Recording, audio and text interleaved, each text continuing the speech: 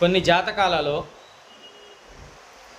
వివాహము లేట్ అవుతూ ఉంటుంది. కానీ ఏ దోషం ఉండదు. అనగా కుజదోషం ఉండదు, రాహుదోషం ఉండదు, కాళసర్ప దోషం ఉండదు. అయినా వారికి వివాహం లేట్ అవుతూ ఉంటుంది. దీనికి చాలా మార్గాలున్నా ఒక మార్గాన్ని మనం ఇప్పుడు విశ్లేషణ చేద్దాం. శుక్రుడు ఈ రాశిచక్రంలో ఏ స్థానంలో ఉన్నాడో ఆ స్థానంలో ఆ నక్షత్రాధిపతి ఒకరు ఉంటారు.